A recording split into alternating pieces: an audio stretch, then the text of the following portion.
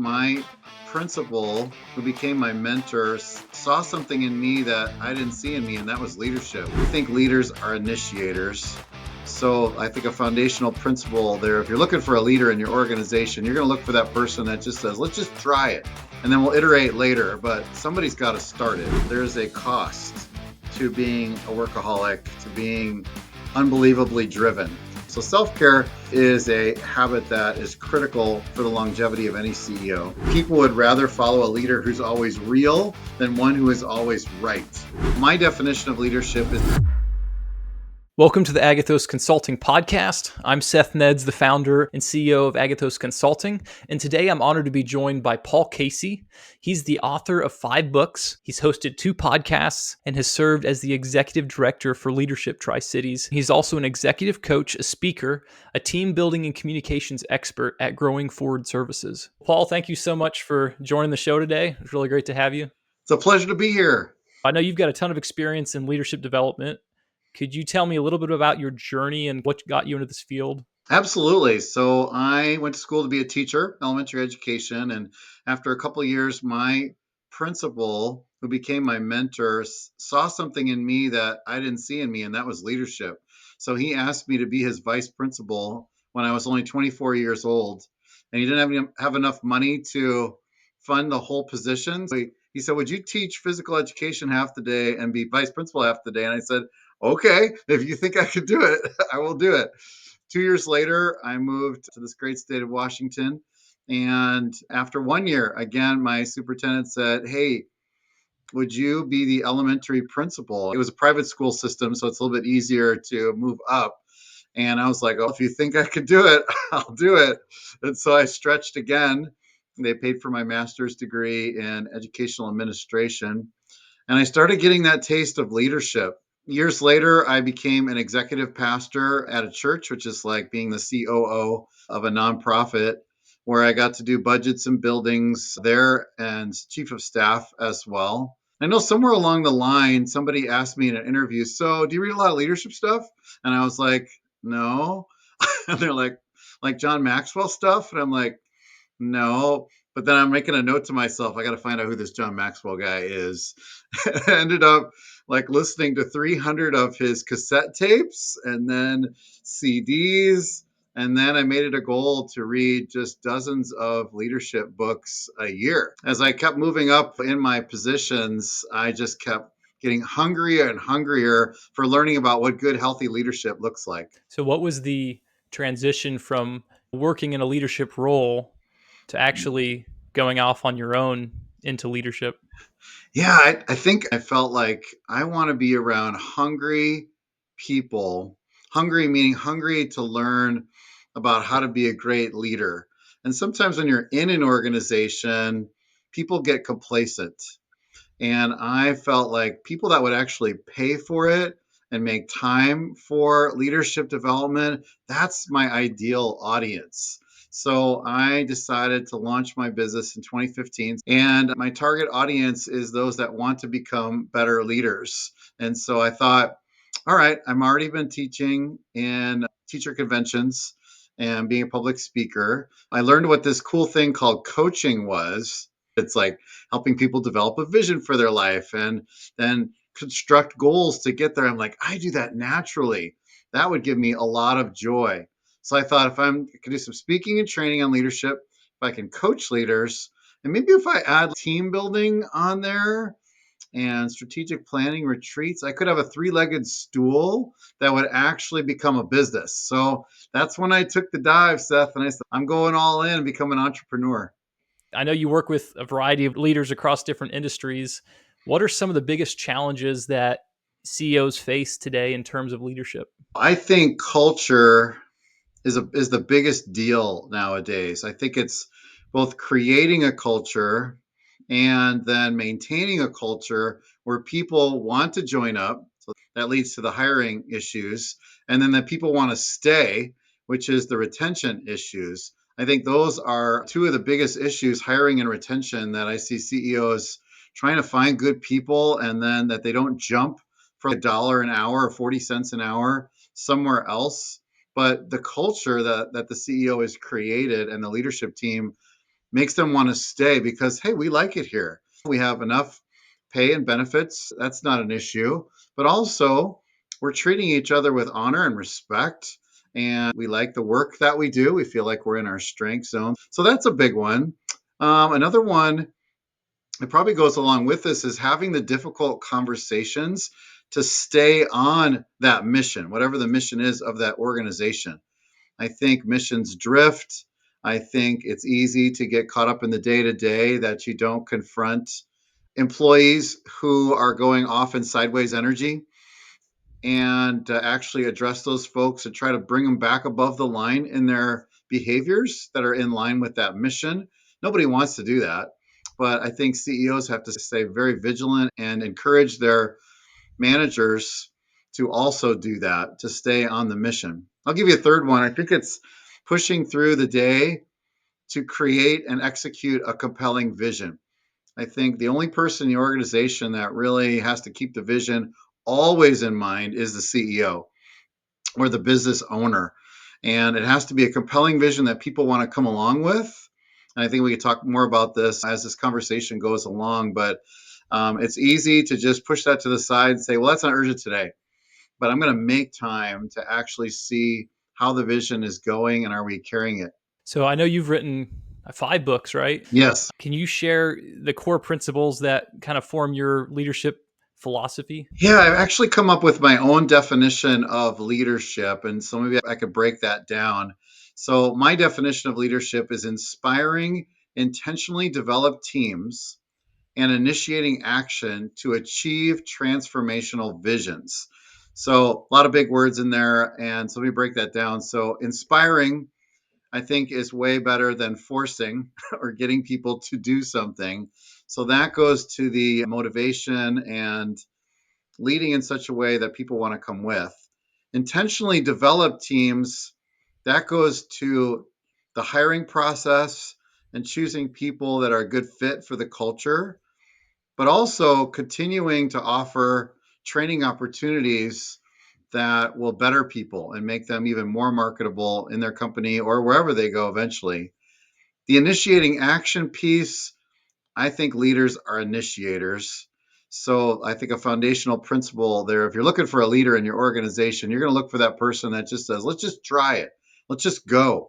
Let's just put something into play and then we'll iterate later. But somebody's got to start it.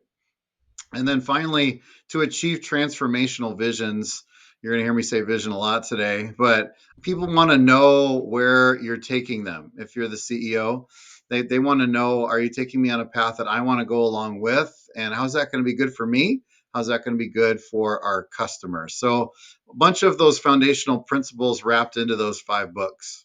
So, based on that definition of leadership, what differentiates effective CEOs as leaders from just average CEOs? The exceptional CEOs have that clear vision and clear values for their organization. It's on the wall. They're running their meetings by that. They're bringing it up constantly. They are rewarding people along with those vision and values. They are correcting people along those vision and values. They're giving performance appraisals according to that. They really make every decision through the lens of the company vision and values. I think that differentiates the ones that are just always on it. And maybe another one would be they model continuous improvement, meaning like they themselves are always growing, they're always learning, they're self developing, they're becoming more self aware. And then by modeling that, they're also turning that around and saying, okay, I need everybody in my company to be on an individual development plan. I want everybody growing forward. I want everybody doing that because otherwise we're going to get stagnant. And as soon as we get stagnant and complacent, we start heading down the decline path as an organization. So, continuous improvement of each person, each process, each product or service that you offer. I like that you said not just putting your vision on the wall, because I know a lot of companies will just plaster their vision on the wall or put it on their website, but then the vision isn't going down to the everyday worker. What habits or mindsets do you see making the biggest impact for leaders? I think it's an internal game, Seth. It has to start with self care as a leader. Most CEOs and business owners are driven, they're achievers, they're like, let's go, and they become workaholics. However, there's a cost to being a workaholic, to being unbelievably driven. And so self care, I think, has to be a grounding habit for any leader. So, what I'm talking about here is getting enough sleep. For me, I got to have 7 to 8 hours of sleep a night, or it's going to impact my next day. You've got to have exercise. You've got to have movement. You can get trapped behind your desk as a CEO, and you've got to have movement in your day. It's actually going to make you a more creative person. Nutrition, that's the one I struggle with for sure, because you are what you eat, right? So you have to fuel your body for top performance. And me time, like when do you just let down your hair and have fun time, like hobbies and just hanging out on the porch kind of time. So self care is a habit that is critical for the longevity of any CEO. Another one would be surrounding yourself with growth minded people. I think who you hang around, you become. They call it the fist of five, the five people that you hang around the most because they're your power source. So making sure the staff you surround yourself with is top notch, right? And they're aligned with you in that vision and values. Hire an executive coach or having a mentor in your industry is critical. Surrounding yourself with industry leaders. There's a network, probably in your region or in your state or nationally, that you can hang around with. They're going to know the best practices in the industry that you can borrow those ideas and put it into play. So I think self care and surrounding yourself with growth minded people are the biggest. So, what would you say to a CEO who's like, yeah, that sounds great, but I'm just so busy. I don't have time to exercise. I don't have time to get enough sleep. Of course, they're going to say that, right? Yeah. So the only way it happens for me is to block the time out. I block my calendar for everything. I'm sure we'll get to that when we talk about time management. I block date nights with my wife. I block my exercise time. I block that me time, that quiet time. I block filing, just about everything possible. And then the key, so that you can block it, but then honor it. But so then you have to obey your calendar. And most CEOs are driven by their calendar. And so if you block that time, then you just do what you say that you're going to do. So if it's exercise time, you do it during that window. If it's time for your hobbies, you do it during that. You don't blow yourself off, so to speak, because you would never do that to a prospect. You would never do that to one of your staff members who needs your time. You would never just be like, nope, not today. If it's on your calendar, you're going to honor that appointment. So I would say that's the way to make it happen is you block it and then you honor it. So, could you dive a little deeper into an executive coach? Like, why would a CEO really need that? An executive coach actually helps stretch you. You have your own mindset, you have your own way of doing things, and you have for many years. And you probably are surrounded with some confirmation bias, meaning that you surround yourself with people that think like you do, and your Facebook, social media is coming to you based on the algorithms of the things that you like, and you gravitate towards watching the same shows. So an executive coach is this person outside of your organization. They're not wrapped up in the drama of your company, and they ask you some critical questions, some tough questions that make you go, huh, well, that's just the way I've always done business that way, or that's how the way I've managed my calendar, or yeah, I've always run my staff meetings that way. And this executive coach comes in and goes, "Want to know some other ideas?" And you're like, "Yeah," and they give you this other perspective, and you do the work because a coach can't do the work for you. They're just going to either offer up suggestions or ask you some hard questions that make you think and go, wow, I probably need to mix that up. And you realize there was another way of doing that. They give you that third alternative because you might not like A or B, or that's the way you've always done it. So I think executive coaching is really critical to do life with. Like I get to coach some CEOs weekly. Not everybody's budget, of course, can afford that. But boy, to be able to do life with that CEO every week, I really know like their staff members. I also know what their struggles are, their fears are. With one client last week, she finally told me about her upbringing and how that affects her today. That was super insightful for me to then question some other things and see how that's affecting her, how she's grown through that. A mastermind group is another way that a CEO could wrap some really smart people around them. Masterminds, which became famous by Napoleon Hill many years ago, is getting people from other industries together to meet monthly or whatever interval, or just on a regular basis for more than just a little bit of time, like maybe a few hours or half day, sometimes even a full day, to actually say, I need help with some stuff. Can you all peer coach me? And everyone questions or speaks into that person's life. And then that CEO gets to help the other CEOs in the room with their experience. And it's this cool give and take that you leave every meeting feeling built up and, oh, I've got another plan of attack that I didn't have. And let me throw in another one. So, industry conferences, we all have conferences for our profession. I think every industry has an association or a conference. And sometimes you're thinking like, oh, do I want to spend the money to go to that? I would say yes, go to that. Not just for the keynotes, general sessions, or the breakout sessions where you will learn, but the connections you make there, they could turn into your personal board of advisors. And you also learn the new products that are in the trade show part of it. There's just so many good things that come out of going to a conference, even beyond what you're going to learn there. So for a CEO who feels like they've got the self-care part down, they're blocking their time on their calendar, what are some key leadership behaviors that really foster a high-performing team and an engaged team? Relationship building, I'm going to have to say, is number one. I think the CEOs and business owners that really connect with their team at a heart level are the most beloved, the most respected. They're going to get the most discretionary effort out of their people than the one that's behind their desk in their office with their door closed, not on the ground with their employees, making rounds and checking in with them to see how they're doing, and just being real or authentic with their people. It was a leadership podcast I listened to, the Craig Groeschel leadership podcast. He says, like, people would rather follow a leader who's always real than one who is always right. I really love that quote because we want to connect with real leaders. Because as we know, Seth, and probably other of your guests have said, that people quit their bosses, they don't quit their companies. So having that relationship and that connecting is going to lead to higher engagement.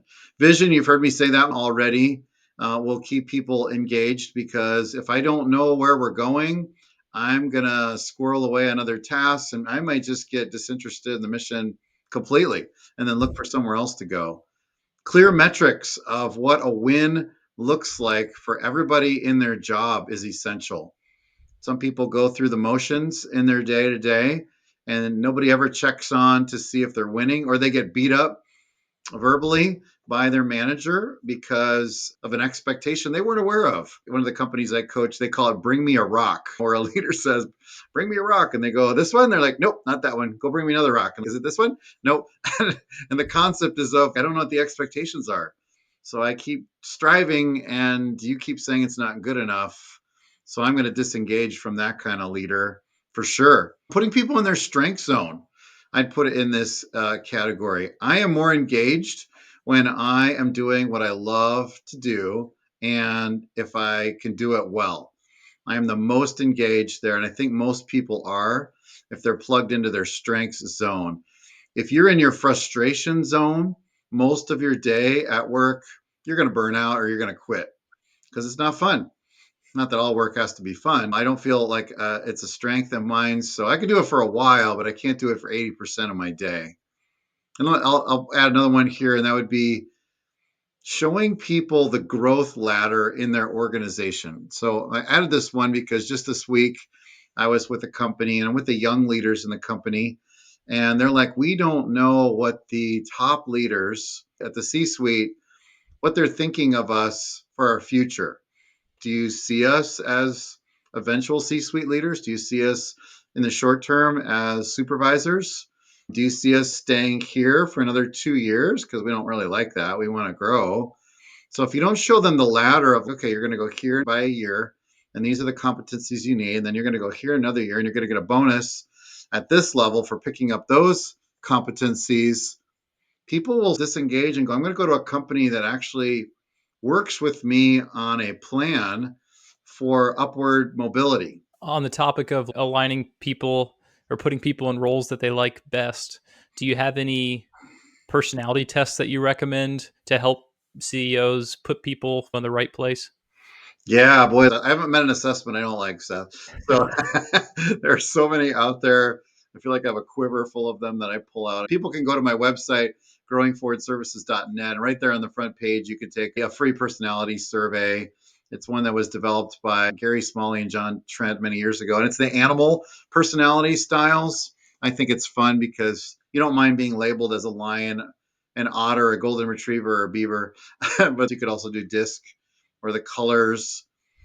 So personality is one aspect of us. I like the new one that came out a few years ago called Working Genius by Patrick Lencioni. And that one actually measures your joy and satisfaction. What tasks at work do you do? What stages of a project lights you up and which ones cause frustration? Two of them are a genius, two of them are a frustration, and two are in the middle, like a competency. You can hang in there for a while, but it doesn't thrill you and it doesn't defeat you. So, yeah, there's a whole boatload of them. If your listeners want to reach out to me, I'm happy to refer them to lots of assessments. I really like Working Genius. I read that book recently and took the assessment, and it helped me because it really clicked like what areas of work that I actually enjoy and at what part on the process of getting work done. So great. Shifting to CEOs trying to grow or scale their business, leadership obviously plays a big role in that. What are some ways that CEOs can leverage leadership to cultivate innovation and growth in their company? What a CEO says is so powerful. I read a book called The CEO Next Door. So that would be a recommend for your listeners who are business leaders and CEOs, the CEO Next Door. And in that book, it just talks about how, like, as a CEO, you're always on. People are always watching you. And the good part of that is you can leverage through language, meaning that by talking about things strategically all the time in your company, you can show what's most important and the biggest priority for your people to pursue. So, leveraging through language is powerful because most people put the most stock in what the CEO or the business owner is saying. Of course, it's what they're doing as well. Sometimes they say and they don't do, but usually what they talk about is what the CEO actually does is the next part, and that would be modeling the way. That's one of the five exemplary practices that Kouzes and Posner talk about in the book, The Leadership Challenge. That's the curriculum we use for Leadership Tri Cities here in Eastern Washington. And model the way is the first principle because people are watching your walk as well as listening to your talks. So if you don't make personal changes that align with your vision, they're not going to do it because they're watching you to make changes first. Input and feedback is a biggie. A lot of CEOs get insulated or isolated from what's really going on the ground with the frontline employees, and they can be blissfully unaware of what's going on. And people shelter them from the feedback. The next level down of supervisors often don't trickle everything up to the top. Oh, we don't want to bother him or her with that information. And really, as a CEO, you've got to go towards it. You've got to say, what are people talking about? What are the pain points in our organization? What are the pain points in our customers these days? And set up feedback loops so that as a leader, you're always aware of what's going on. So that's going to lead to growth. At one of the organizations I was at, I created an Innovate team. So that's what I called that, the Innovate and then dash team. So it was a group of creatives and idea people. I wanted people at the beginning stages, like wonder and invention kind of people who would just play with ideas. Like we have a topic of the day, and then we all feed it and fill up a whiteboard full of ideas. And so, if you want to stay cutting edge with your company, I think you've always got to be playing with new ideas. So an innovate team might be one way to do that.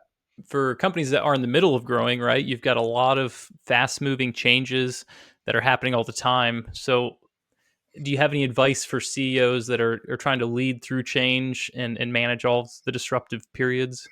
Yeah, when you're leading through change, you're going to run into resistance because most of us don't like change. We like it if we're the ones driving it, but we don't like it if somebody else is driving it. So a CEO is always going to be in a situation where you got resistors on the team. And I like the concept called tough empathy. I'm not sure where I heard it from, like tough love in a relationship, but tough empathy in a company would be to say, I know adopting this new software is going to be tough, or I know our hybrid situation is going to be tough, or I know that we've got a new product line coming out and the deadline is tight.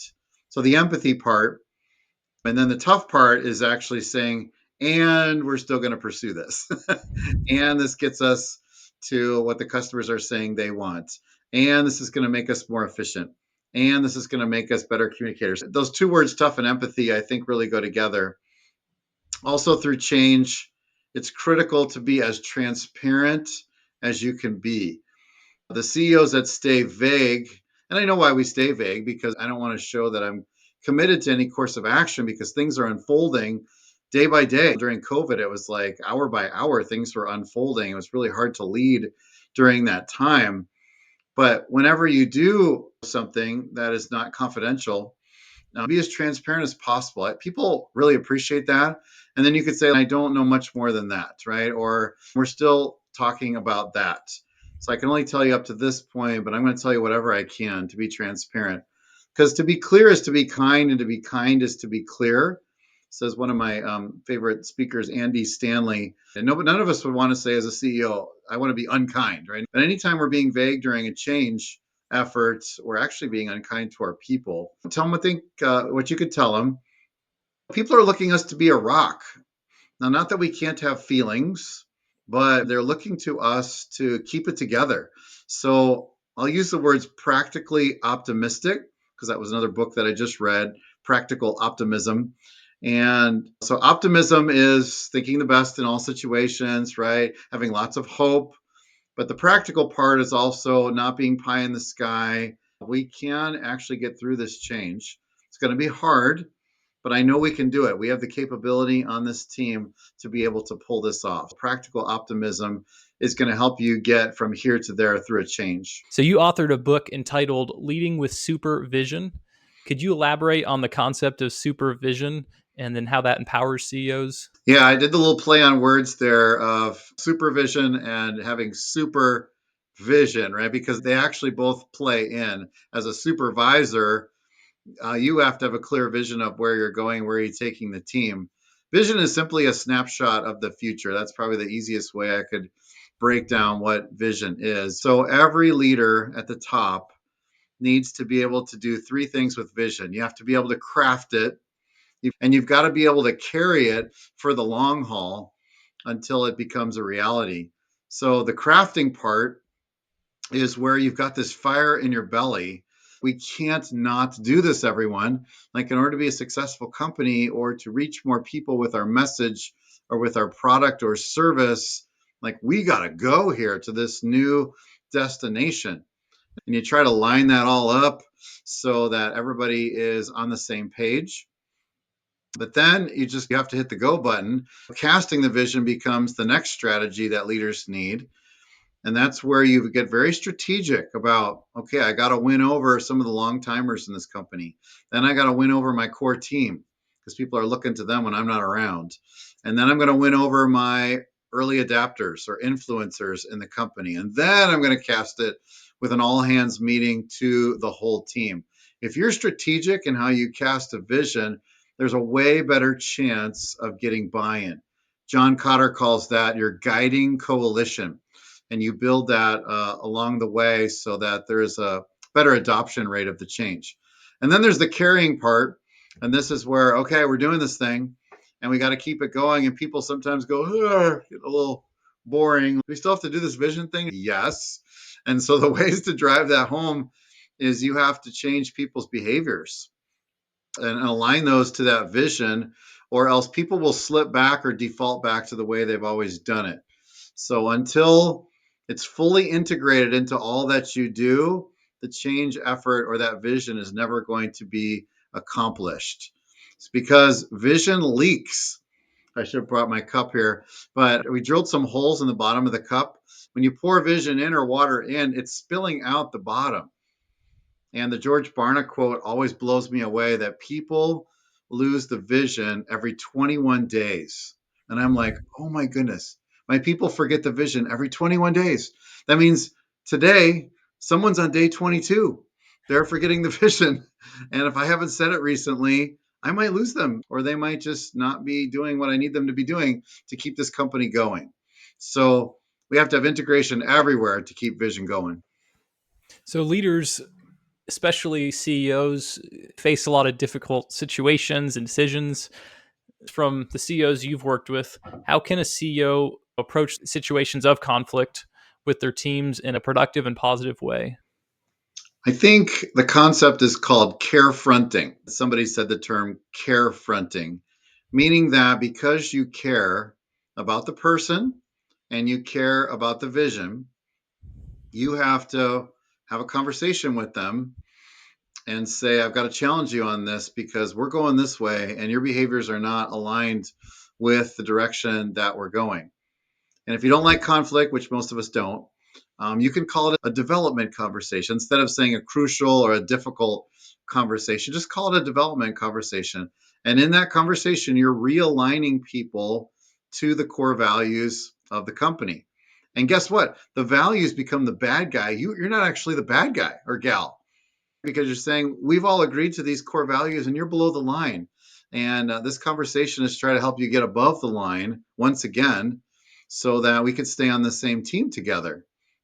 So I think so out of that caring comes courage. Then probably also I would approach those conversations with curiosity and an open-mindedness because I don't know the whole story.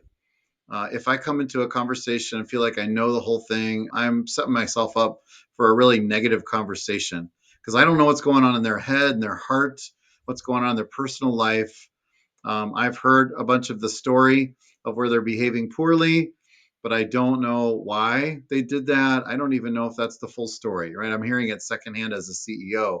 So I have to stay curious and open minded to the rest of the story.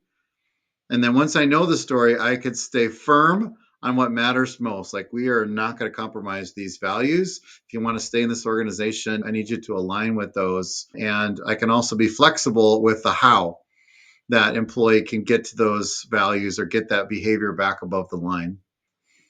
So, like for the example of a poor performing employee, how would you recommend a CEO approach that conversation? It starts way before the conversation with having clear expectations. I've found a lot of conflicts in organizations are the result of unclear expectations. I thought as supervisor, your job was this, you thought it was this, and now we're in a conflict. And that's on the leader most of the time that they if they haven't communicated clear expectations for that person to rise to. If they have, then it's on the employee to rise to those expectations and meet them. But I would always ask myself first, was I really clear with the expectations? If not, this is on me to do that before I would hold them to like a performance improvement plan or start moving them out of an organization. So then once I get to the conversation, I want to be curious, like I mentioned before. I want to find out why this person isn't performing. Is it the expectation? Is it that they just don't want to do it? Do they have a health issue? Is there a other conflict on the team that's being distracting? Is there pressure being put on by somebody else? There's so many different reasons why people aren't performing. I just can't assume as a leader that I know why this person isn't. And I've got an idea in my head, but I can't go in with that kind of bias. I have to ask. Once I find out what it is for that employee, then I have to have a how can I help mentality. Is there anything I can do? Even though I might want to lower the boom on that person, I have to start with, is there anything I could do as a leader to help you? Now, parallel with all this, it's important that HR people would probably cheerlead this is say, you got to document any kind of underperformance because there could be a pattern developing here. And sometimes as a business owner, you're like, I don't have time to document all that. I got stuff to do. And it's no, you actually have to write that stuff down because you never know if it's going to become a pattern or not. And maybe 3 months from now, it's, oh, that happened again. And then 4 months from now, it happened again. And now we've got a pattern that we need to figure out. Is this a good fit for them anymore? Probably the hardest thing I'll say this whole podcast is to don't keep investing in an employee who isn't improving.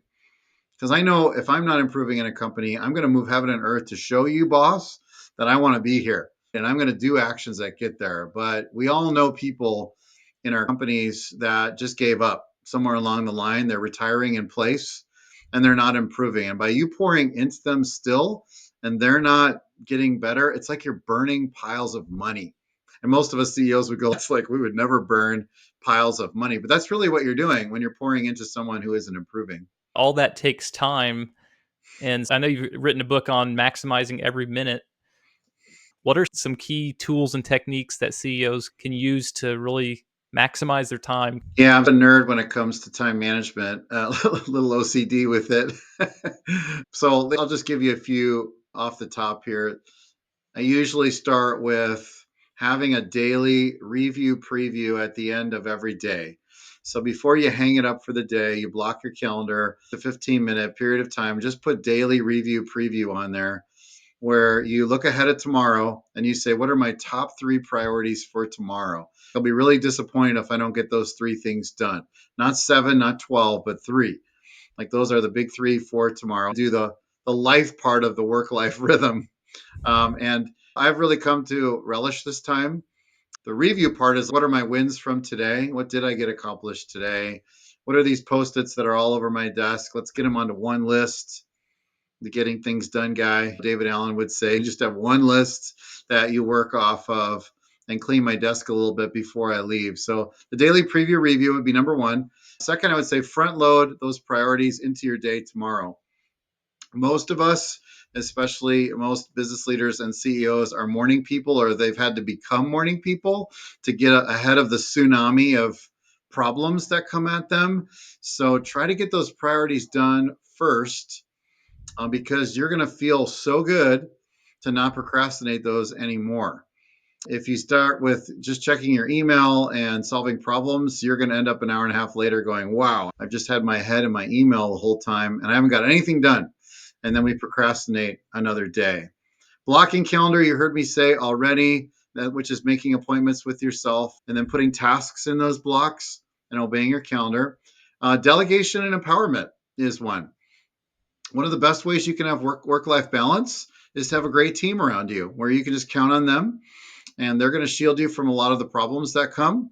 And you can sleep better at night knowing that those are being handled by capable people around you that you trust and you've released and empowered to do good work on your behalf. And I'll throw in one more, and that would be go with your biorhythm, meaning some of us are not morning people. You might be more of an afternoon people. Then put your critical tasks, your creative tasks in the windows where you are freshest mentally and don't put meetings in those other places where you're starting to go, wow, with your energy so that you can get stuff done twice as fast in that sweetest spot of energy and it doesn't take twice as long.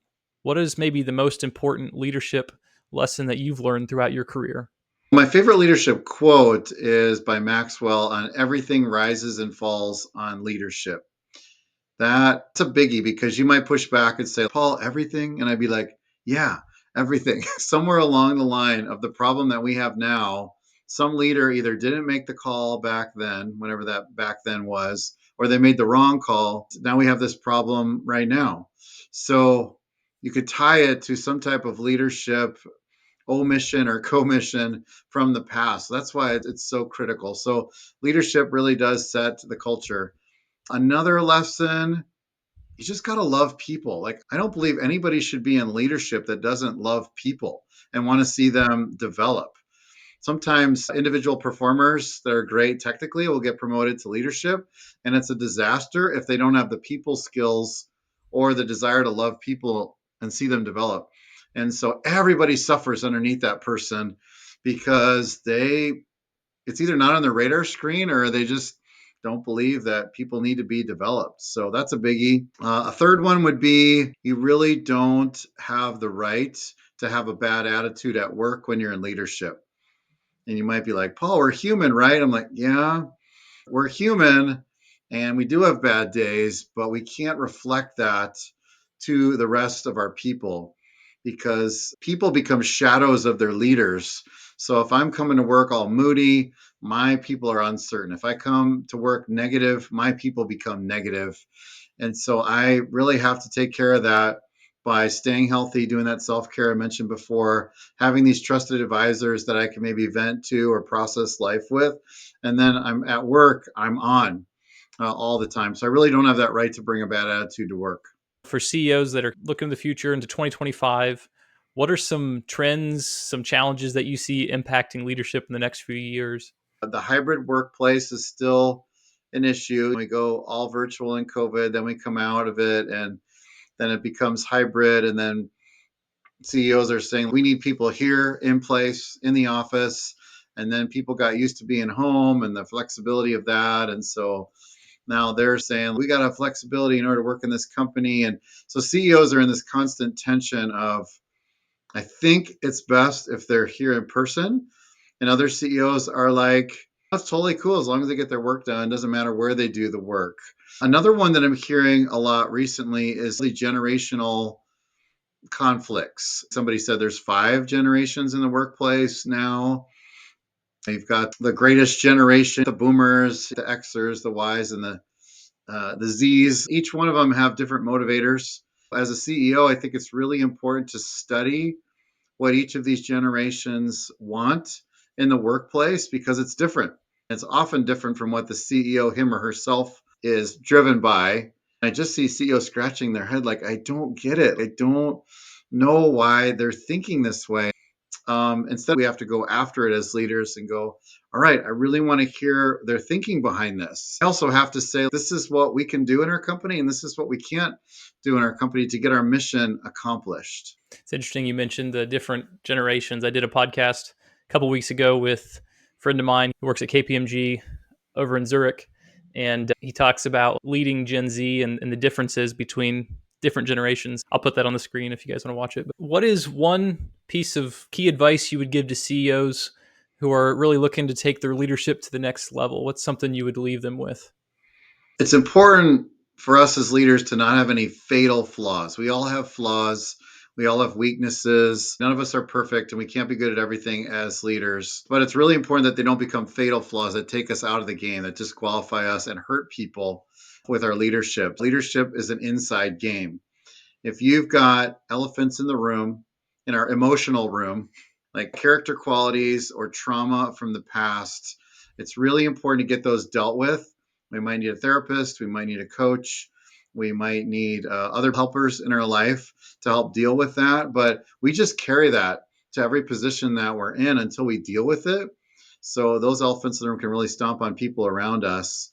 So that would be one for sure is take care of your inside game and taking good care of yourself and taking good care of your mindset because everybody is watching. So that's really important. If we've got imposter syndrome, I don't even deserve to be CEO or a business owner. I'm sure everybody's better than me. And I got nothing good to say at all my staff meetings. All that stuff has to be dealt with and tweaked because it oozes out and it doesn't build confidence in the people around us. And then you've heard me say vision a lot, so I'll just close with that too. That really get clarity on where you're taking your folks. So for your personal life, you need vision. For your team, for your company, you've got to know where you're taking your people. Please carve out the time to wrestle with that. Have offsite retreats with your team so that they can get clear on where you're going, at least for the year ahead, if nothing else. Where can people learn more about you and Growing Forward Services? Yeah, people can learn about Growing Forward Services at growingforwardservices.net. So that would be the easiest place to learn about the services. I'm on the socials, LinkedIn as Paul D. Casey. Don't just do Paul Casey on socials because that's a golfer, a professional golfer. And I'm just a hacker. I definitely can't live up to his, but I'm on LinkedIn, Facebook, Instagram, and so forth. Would love to have you as part of my e-newsletter where I'm shooting out content, just real digestible content twice a month. Paul, thank you so much for coming on the show. Appreciate you taking the time. I know you're very busy, so thank you so much. Absolutely. My pleasure.